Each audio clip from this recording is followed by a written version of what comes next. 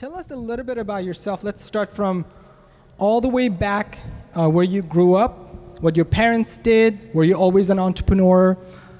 What did you do as a kid? All the way back. Yeah, all the way back. Okay. Well, you guys are going to know a lot tonight. When I was young, I was always into creating. I was very creative in drawing. It started with drawing. I think I was in grade 2 when I started drawing the girls in school, and they loved it, and so they got me to draw them, and then they would give it to their mom for Mother's Day, and so I made $2 for first drawing. So I was always this young entrepreneur since I was I don't know, 6. I'd buy and sell things. I would find out there's back then the bracelets were trendy. And I found out they were really cheap at the flea market, so I'd buy a pack of 10 for $1 and sell them for I'd buy 10 for $1, but sell it for $10. It was a huge markup. So I made some money back then. However, so I was always thinking about little business ideas. I did so many things that were kind of not okay, but I was selling clothes on the street. I did all kinds of stuff that I thought was fun. Hey, let's put a booth on the street and sell some shirts for $3. And my brothers would laugh at me, and next thing you know, I'm making all this money, and then they wanted a cut. Where did you hide them? Where did you hide all the money? I would always save it and reinvest in another little business idea. But when I was 8, I had my first idea for an invention. It was this beauty product, and I did it on myself, and then it was a great idea. But it wasn't, and then 5 years later, I saw it in the stores.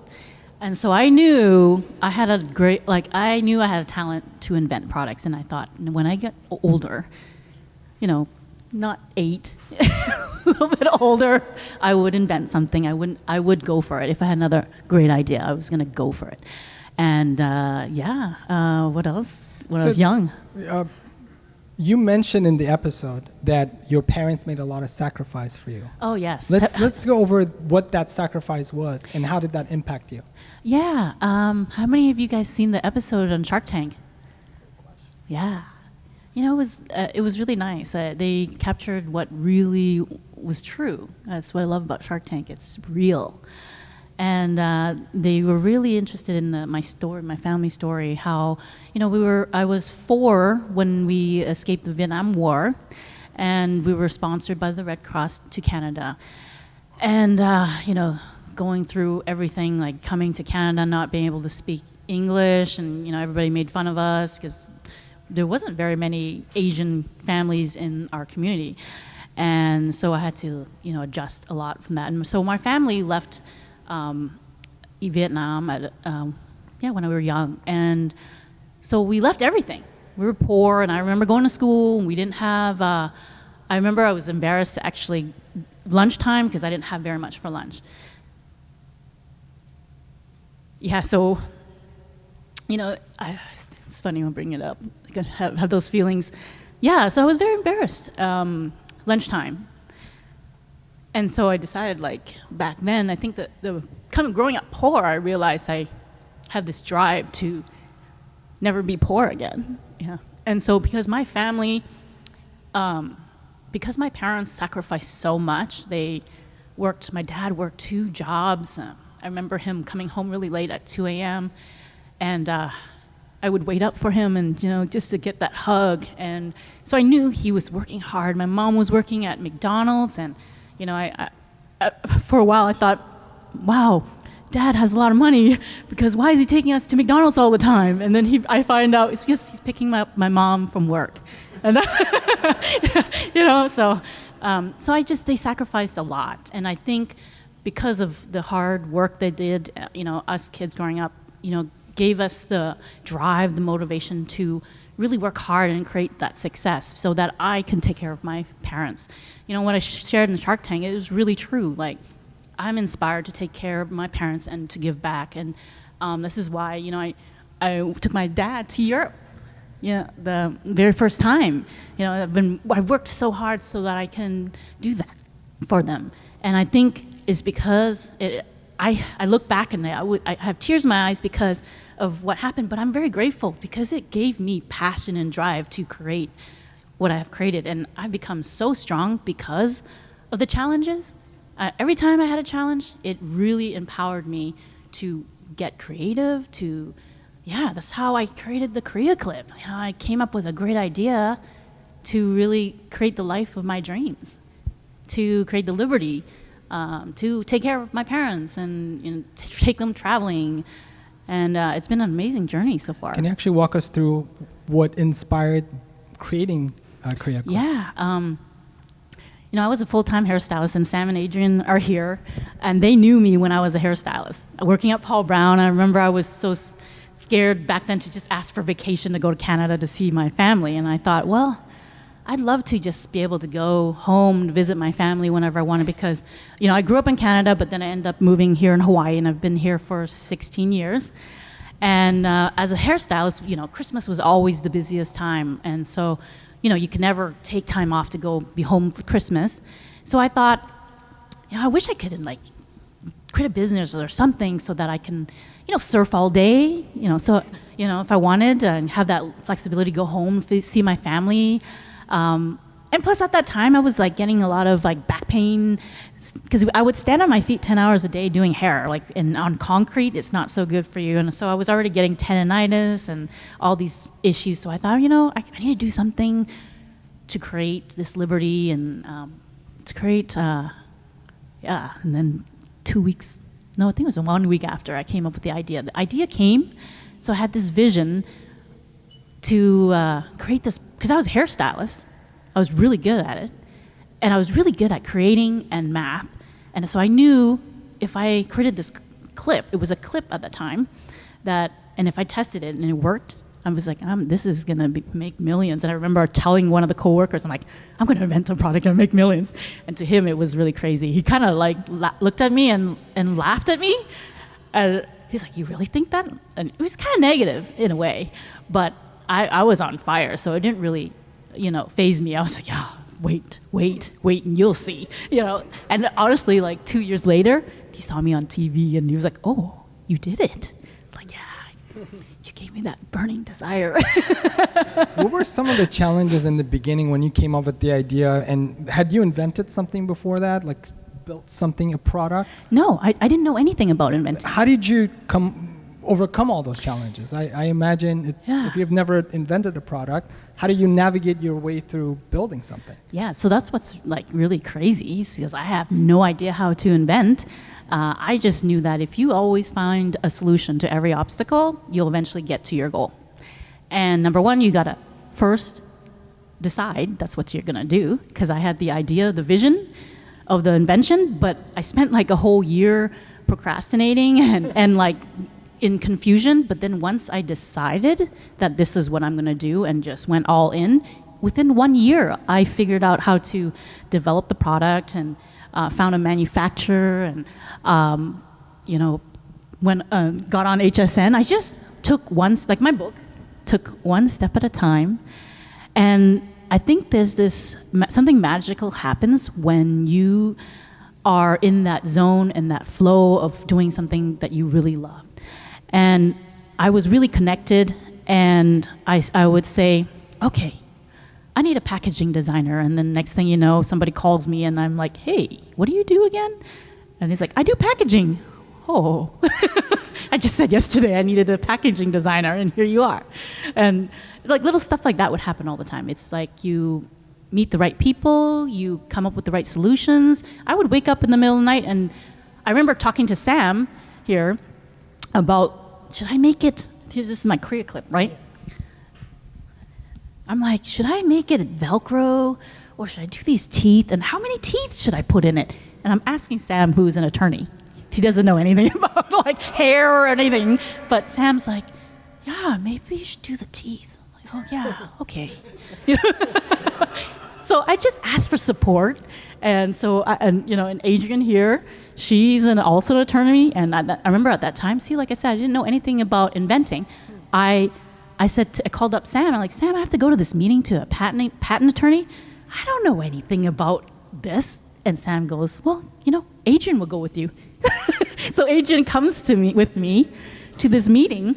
And so I just instantly felt like, hey, yeah, you better take care of me. This is my attorney here. Don't mess around. Yeah, and so it's just like I learned to always ask for support and to just trust that the right solution will come. And stuff like that would happen all the time. So you don't really need to know how you're going to do it. You just need to have that vision and set that intention and take action. Because I've heard, the secret, you visualize. Yeah, I did a lot of visualization. However, I also did a lot of goal setting and I took action. So along with those and persistence, that's what allowed me to create what I have now. And it's been 10 years. Can you believe 10 years since I invented this product that I've been getting passive income every month consistently for 10 years? I never thought that would happen. I just did it because it was a great idea. I knew in my heart this was going to help a lot of families. I knew, and it worked. And I had this burning desire to make this dream come true. And along the way, it just kept unfolding and unfolding. And there's a lot. There's like when YouTube, first came, remember when YouTube started? I started posting videos, and by just me alone posting 50 videos in 1 year, my sales went dramatic. Like it went from 300 to 75,000 a month, like dramatically from just posting videos. And then with Facebook, when Facebook came out, in 2 days, somebody posted a video of my product. It went 20 million views in 2 days. And I sold out a product, and then that's how Shark Tank found me. I was about to ask about that, but how many people are familiar with the products or know what the product is or have seen it? Yeah. Should we? Yeah. Okay, so why it works is that, as a hairstylist, we have to clip on the hair and section and comb section and cut. Well, with this clip, you can clip all the hair together, so you're only cutting one time. And I've created videos where you could do it at different angles. So like if you pull your hair, I was really good at math, so if you pulled your hair forward and cut it, it falls down like my hair's been cut with the CreaClip. Beautiful layers within 60 seconds. And why it's so accurate is because you cut it all in one shot.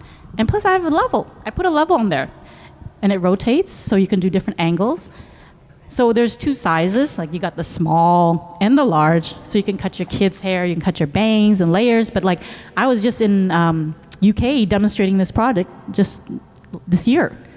We were on shopping QVC UK demonstrating this, and yeah, they asked me why. I'm hoping to find a volunteer by the end of the night. But yeah, that's why it's good, because you don't have to section many times. You clip it all once and cut. People can save money, right? Yeah. Just to cut your bangs, and the mother can cut the kids' hair. Yeah.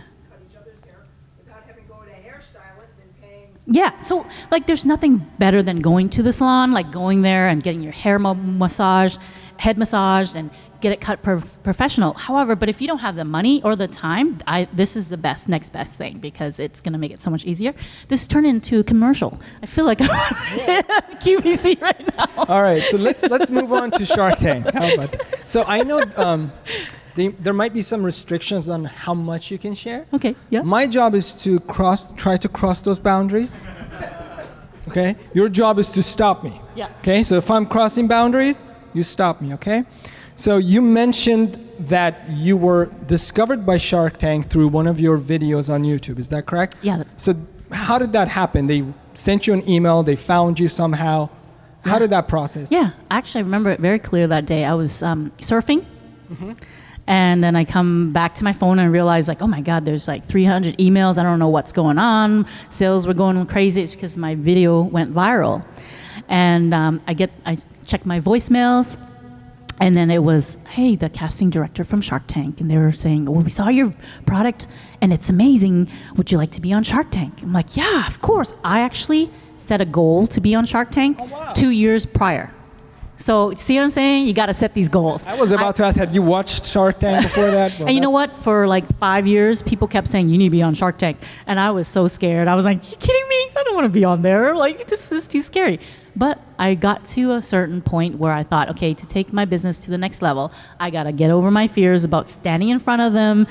And I did it. I set that goal, and it just it happened 2 years later.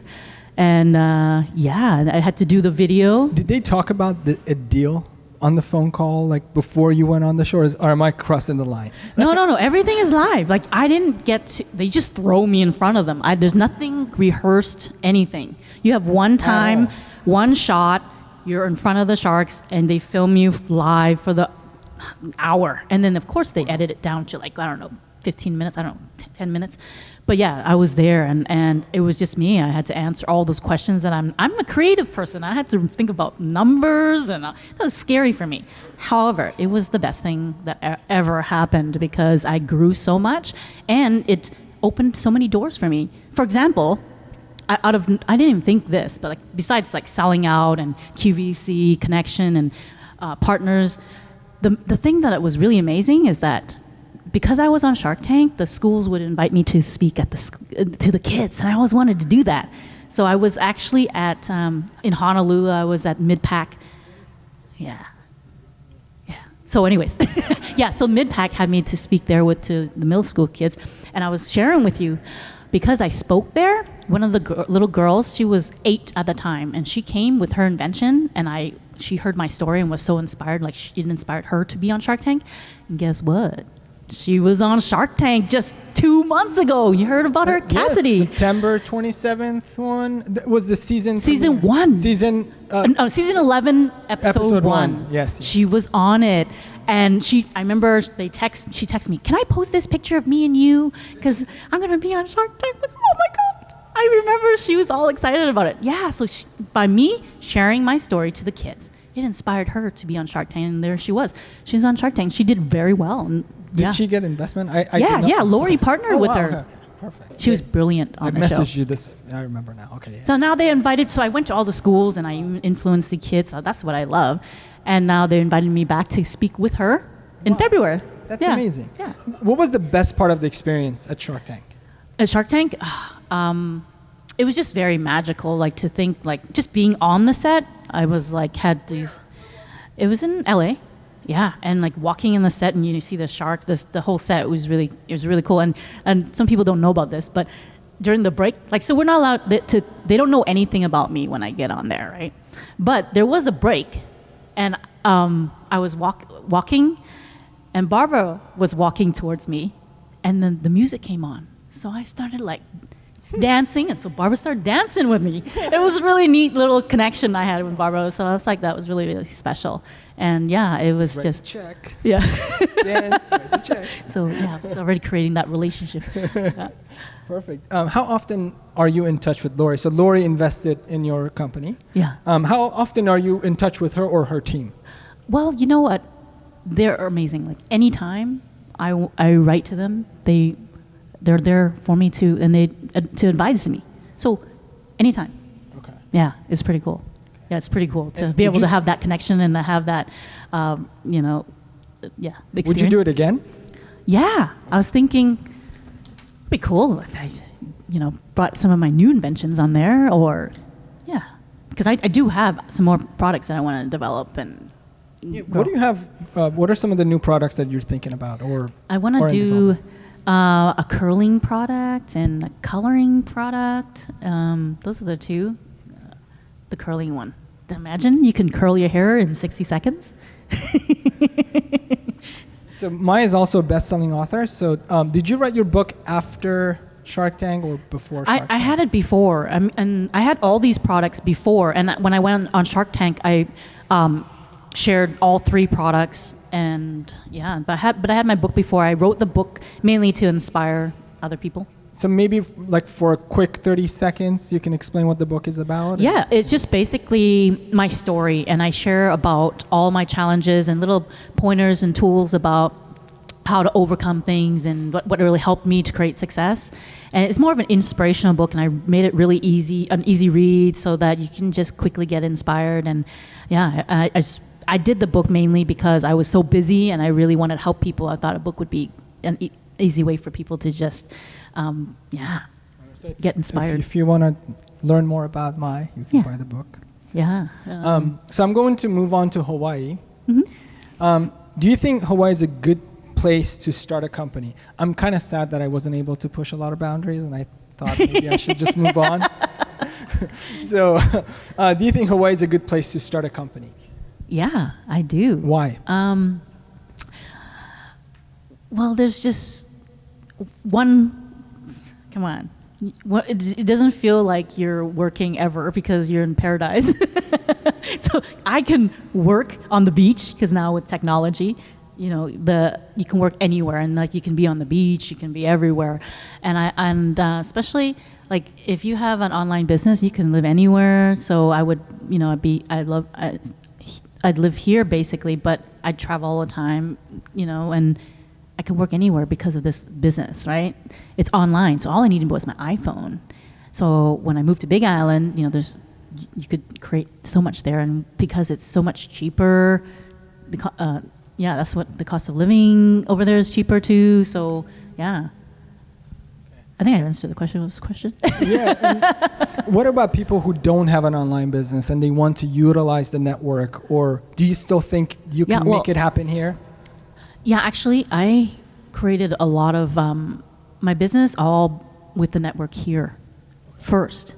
I mean, I met Sam and Adrian. They helped me with a lot of my, and it was through PSI seminars. I had met a lot of people from that seminar and created relationships with them. And so I created my own focus group through people in Hawaii.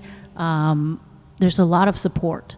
And then later, as I wanted to get onto HSN, then I went to California for, you know, networking forums to, you know, get connections to get on HSN. But I did meet other local inventors here in Hawaii that had seminars that taught me what I needed to do and connect me with manufacturers. And so, you know, I got a lot done here locally. What is it that you think Hawaii can do better to support entrepreneurs?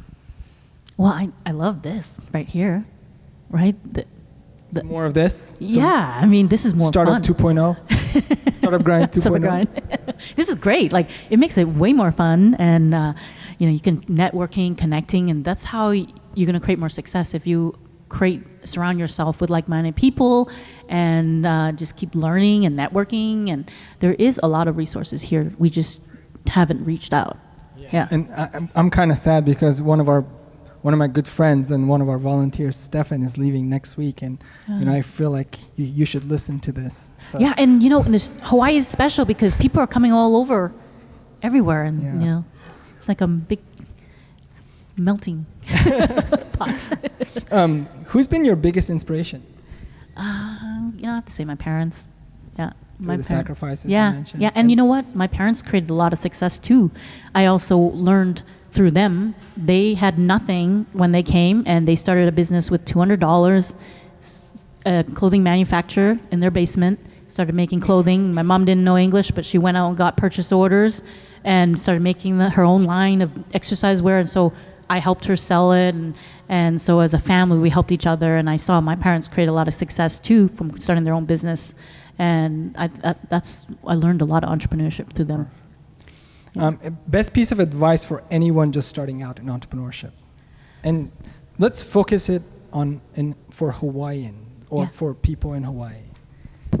Never give up. Adrian says never give up. And that's How about true. you? Yeah. What do you think? What's the best advice for people starting here in Hawaii? Or starting as entrepreneurs? Yeah. Or also, and specifically in Hawaii, what is it that they need to do so they can be successful? I mean, for me, I had that attitude of just never give up. I just always found the solution. And I think also follow what they say this all the time, do what you're passionate about. Something you need that, you know, that burning desire. Find what you're super excited about, do that, set goals, and just, you know, you gotta like plan it out and do it. Just do it. And there's gonna be challenges. I went through a lot of challenges. However, I just saw challenges as, okay, maybe this didn't work out. Maybe there's something better for me around the corner. So then I would adjust and I go this way. And then this way, this way, this way, and then end up getting there. And it didn't take me very long. So you think it's location independent? What's that? Your success is location independent. It doesn't matter where you are. It doesn't matter if you're in Silicon Valley. It doesn't matter if you're in Chicago. You think it's location independent. Got it. Yeah, it doesn't matter where you are. It's just the mindset that you have that you'll never give up and you always find a solution. You'll eventually get there. And I didn't know how to invent. I had no idea, and I did it. And another thing too is like, ask for support, because for me, I always did everything by myself. So asking for support, surrounding your people that will lift you up. And another important thing that I do is I do a lot of personal development, because I believe your mind is very powerful. And when, so I always do some kind of personal development, like whether it's reading, going to seminars, or just listening to audiobooks or YouTube. I'm always listening for something that I can, further my growth. And because I find that any moment my mind says I can't do this, that's where it stops. So I noticed once I have a huge, Bob Proctor. Yeah, he's huge in the personal development. Like I went to one of the seminars not too long ago, 6 months ago, and I realized, oh my God, I'm playing small. Next thing you know, I decided to, I'm just gonna go for my biggest dream, which was to buy a home. And I'm glad Papa is here. This is over here, all the way from Germany. He was here for the whole experience, seeing me commit to this goal. And then after 14 no's of getting, because I set a goal, I'm like, I'm gonna go for my dream house now, not 2, 5, or whatever years it's gonna take. I think my mind says the thing's gonna happen. I'm just gonna go for it now. And Papa and Mike's here too, and saw me go through 14 no's, and every time I was like, okay, maybe that's not it. Maybe I'm supposed to do it this way.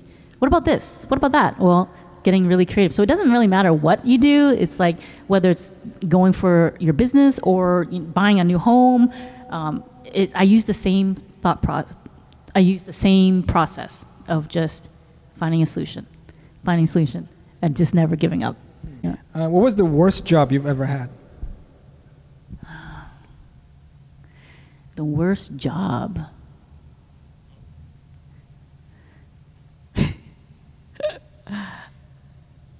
I guess working for my parents. Scared to say that one. Should I cut that from the video? I had to work from, my parents owned a restaurant also growing up. And so every holiday, anytime it's busy, you're on call. It's busy at the restaurant, come. So I had to go to work every weekend, all the time. But the best thing was we were always together as a family. So, there's always positive and minuses with everything. But yeah, it was tough because, your dad's there. Faster, faster, faster. Yeah. That made it hard. If you could eliminate one thing from your daily routine, what would it be and why? One thing to eliminate. I guess it would be nice to have a cleaner. Wait a minute.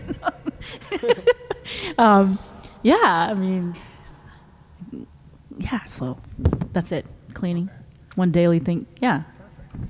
So let's move on to 21 questions, rapid fire, and then we will open it up for questions and answers. Cats or dogs? Dogs. I really want a Pomeranian. Beer or wine? Wine.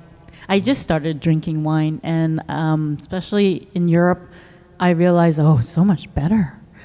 Wine and beer. I have the best beer there. So yeah, I enjoy some wine with a nice meal now. And they say it's good for you, as long as you don't drink too much. Sushi or tacos? Sushi. Oh, I love sushi. And I spearfish now. And just last week, we caught uku, and we made sashimi did. Yeah, it was really good. Favorite app? My favorite app? Well, I use all the time YouTube. Makes sense. all the time because I'm always listening to something inspirational every day. Yeah. And plus, that's where it all started. Do you have a favorite channel that you subscribe to? It's really crazy. You watch one video, and the next thing you know, they suggest this, and this. So I'm just randomly, this is good. This is YouTube good. black hole. Yeah, Yes. yeah. Lately, I've been listening to a lot of Joe Dispenza, and they just give me more videos of him. Yeah. Smart. Favorite OS operating system? Like Microsoft, Apple? I've only used Apple. Okay, iOS. Favorite holiday? Christmas, I've been holding back not to put the tree up. I wanted to do it like right now. Christmas, just the feelings. I've always wanted to go, I go home to my family. I remember Christmas always was special for me. Favorite car? Oh, well, just got the Tesla. I love it. It's great. That's a gadget. What is your favorite car? All right. They're coming up with the truck soon, too. Favorite vacation spot? Obviously, I love Europe now. We just went to Germany, went to Italy, went to... We? So, all the way from Germany here, we have Papa, and then we have Mike, my fiancé. I have not announced that to anybody, really.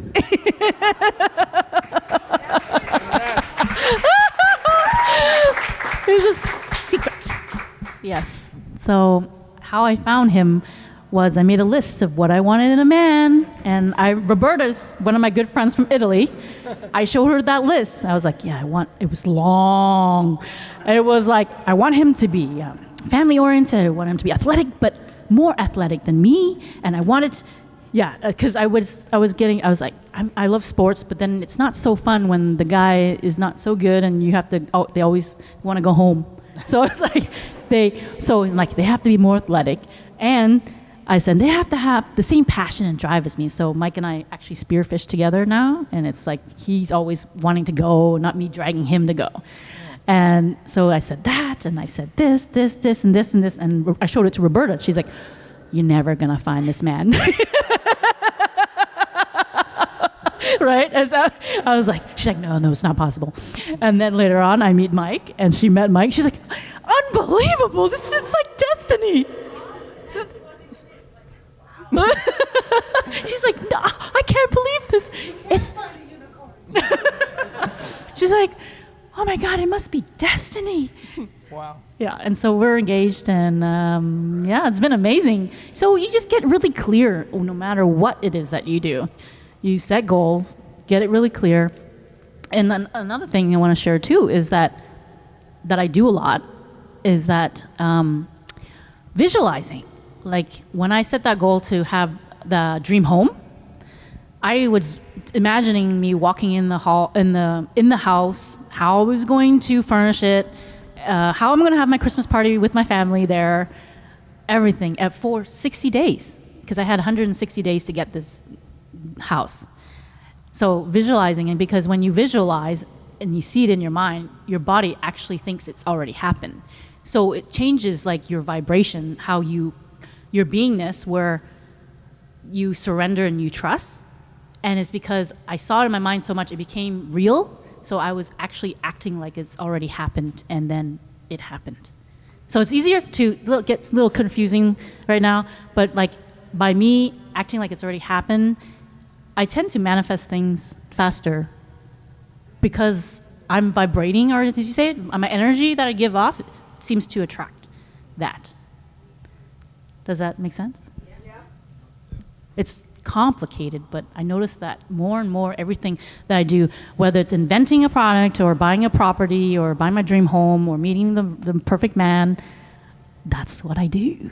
And you don't have to only live, you can live anywhere, right?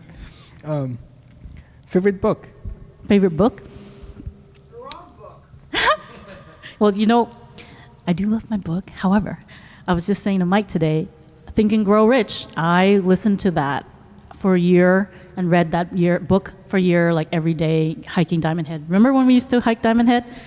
Every day, listen to that book, audiobook, Think and Grow Rich from Napoleon Hill, because it talks about all these tools, how to create success, right? Number one, burning desire, right? Yeah, so go read that book. By Napoleon Hill.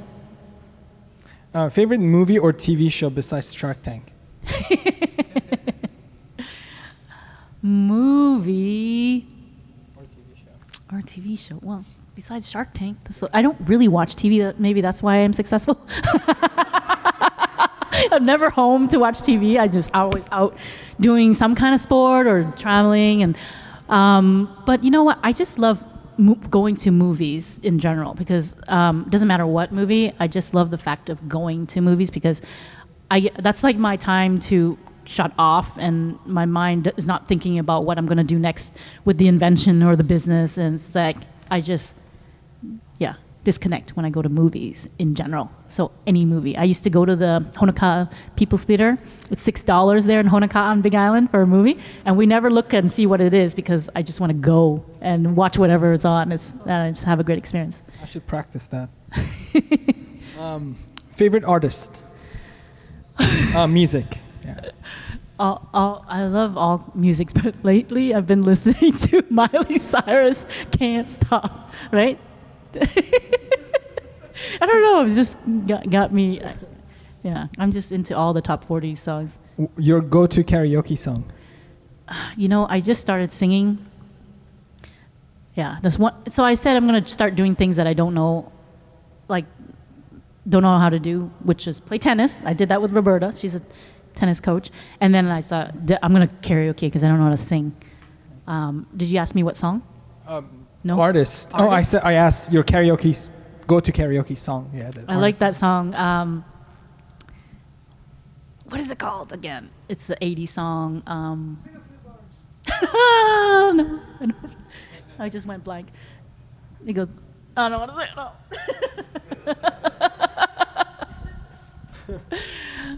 Skip. Yeah, move on. Yeah, okay. Skip. Delete. I'll cut it from the video.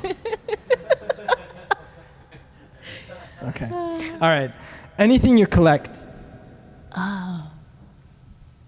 What am I collecting? Shells. Seashells. Okay. Any unusual skills or talents? Well, obviously, I'm always really good at finding solutions and fixing things. So I would whatever's broken, I would find a paper clip and whatever and put it together. And next thing you know, this thing is working. Because I used whatever was around, and I'd be really creative in fixing things. Yeah. Your top strength in business? I think my creativity. I think that I've meant to invent things and create things, and I need to invent more products. And I think of great ideas all the time, and I always see them in the stores. And I'm like, oh, I thought of that. I thought of that. I thought of that. Oh, I should have done that. So I think that's the talent that I have. What was your first job? I was a babysitter. Oh, wow. Nice. Babysitter at 13. I sold, clothing for my mom to all the kids at school. I mainly worked for my parents a lot. What profession other than your own would you like to attempt?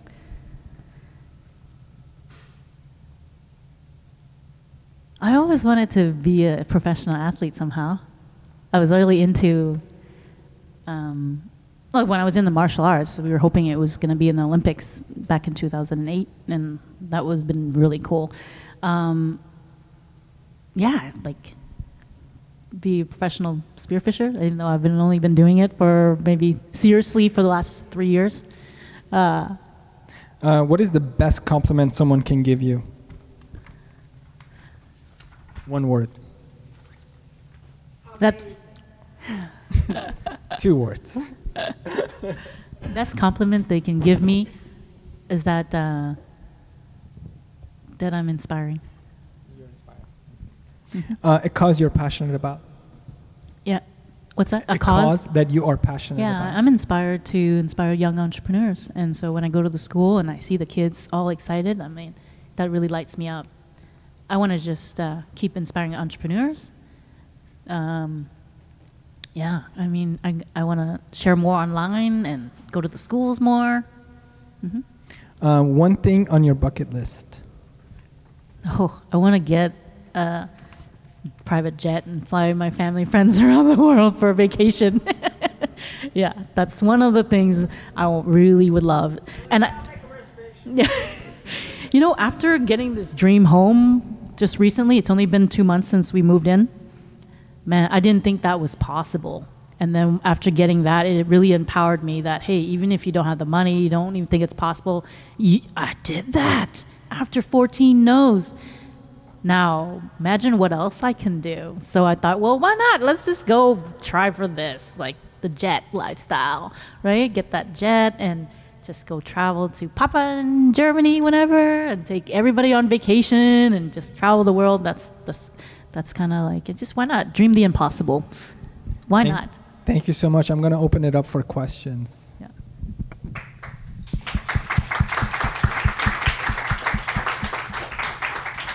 Who's brave?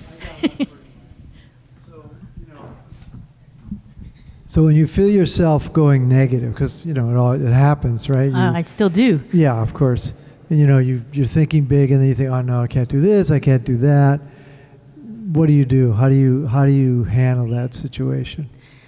Yeah, and first of all, number one, just be aware of it, because sometimes I hear the voice and I'm not aware. It turns into a big snowball and story, and next thing you know, I'm thinking of the worst case scenario. That's the worst for me. I notice it and realize, hey, okay. When I hear the word can't, it's really, there's no such thing as can't. It's just only, there's only I don't want, right? And when I hear the what if, the worst case scenarios, I'd say the opposite, which is, well, what is the best case scenario? So I instantly shift my mind to what is possible, not what is the worst case, what's the best case? And what is possible? What do I really want, not what I don't want? And so I consciously shift my perspective. I do a lot of affirmations, and I think main thing is the awareness. Just realizing that is actually not true, because when I hear I can't, that's not real. It's an illusion. It's a program. Because honestly, like after everything, all the evidence I've created since now, every time the can't came, I've proven it wrong. And so now I know there's no such thing as can't. There's so much that I can do. And to believe that actually that's not the truth. To know that that's not real. To know, and the real is that I am capable of so much. And so I bring my awareness to what really is true, that I can, and I'm capable, and that I am enough, and the solution will come. Yeah. Does that answer the question? Yeah, great. Yeah. First, thank you, May. You inspire me. That's Thank fantastic. Thank you for your time. How long, you said when you told your coworker about the invention you came up with, and then it was not very supportive answer from your coworker. Yeah. How long it took from that day to when your product was in market, and how many versions it did take you to invent until the good one actually picked up in the market? Yeah. I took a year to procrastinate and get confused. But once I decided to do it, it only took me 1 year. 1 year to develop this product. I did several versions of this product. I mean, the first prototype I made myself. I made it out of stuff that I could find at the hardware store, and it was made out of paper mache, and I tested it, and then from there, from making the first prototype, then you're able to figure out what you have to do next to make that prototype better. So I made about 10 different prototypes before I even got a professional prototype made. And then from there, I went to China, met with a prototyper. They made my first prototype, and I tested, and we still made revisions. But in 1 year, I was on Home Shopping Network selling my product, sold out, was scared to be even on TV, but I went on TV, and we sold out in 13 minutes. And that's just the beginning. And it's like, it went this, and this, and this, and this, and now Shark Tank. Imagine what else is going to develop. Because back then, YouTube wasn't born yet. Facebook wasn't born yet. So you gotta just trust that whatever's gonna happen, I don't know how everything's gonna connect. And it sounds like, so that was what year? 1 year. No, what year? What was the year? The year? Uh-huh. I launched the product in 2008. Okay, so around. So it's been selling for 10 years. So 2006 or 7. Yeah. I imagine the venture capitals and all of these like accelerator programs and stuff. Maybe they were weak, not like that popular. Mm-hmm. So how did you afford going through all of these iterations from the idea and then prototype, and then you're saying you went to China? Yeah. It's a lot of money, and you were broke at that time. Yeah. So how did you do it? Like, where did you come found up with investors. Mm-hmm. I started first with friends and family, and they saw the burning desire in me, and they were like, oh, I remember the first amount of money that I raised was only $5,000. Like, that's all I needed first to, do the patent, like start the process of patenting.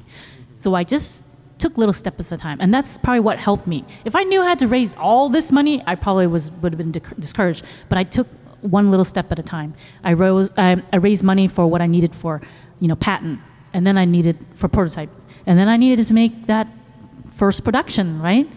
I had tooling, marketing, all that. I just raised what I needed each time. And I don't know if it's the best way, but that's the way I did it, and it seemed to work for me. Nice, congratulations. Yeah, thank you. And yeah, at 2008, it was, people were needing my product because it was like they needed to save money at that time, right? So it came at a perfect time. Mm-hmm. I don't like to use mics, I'm sorry.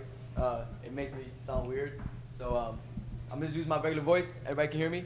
So you did mention about not giving up. Mm-hmm. So that is a hard mindset not to keep in your body, okay? Yep. Because a lot of people will develop that mindset, I need to give up now because I feel like something's not working. Mm-hmm. What was one thing that really motivated you? Because you did mention that you had that mindset. What was one thing that motivated you to keep going? Yeah, because I changed my mindset, and I realized that there's actually a solution for every obstacle. When I realized that, I thought, well, if there's a solution for every obstacle and I just find it, I'll eventually get there, because challenge after challenge, there's a solution. I'll eventually get there to my goal. So once I realized that, and after so many years, I realized there's actually more than one solution. Now I've actually asked myself, what's the best solution? Because I've noticed that, hey, this solution would have been faster. So yeah, I think if you just know that there's a solution to every challenge, and when you think like that, you will be more solution-oriented, and solutions will come to you. It's very magical. Like, I would wake up in the middle of the night. I'd be like, stuck in a way where, how should I make this product better? And then I would wake up with the idea, often. Yeah, and meditation, I meditated a lot. A lot to me was like 30 minutes. Yeah. You were meditating before our... Yeah. I was meditating, visualizing. I do this a lot, even right before Shark Tank. They even, you're in the backstage, and, you visualize it, how you want it to be. And I find that with my mind, if I play it in my mind many, many, many times, it actually, my body thinks it already happens. So if you listen to Joe Dispenza, he talks about it all the time, where they did studies where they have 30 people and they just think about playing basketball. Just thinking. Don't actually play basketball. 30% of those people grew muscles from that. It's pretty amazing. So I believe that sometimes I just see it in my mind first, and then my body will follow.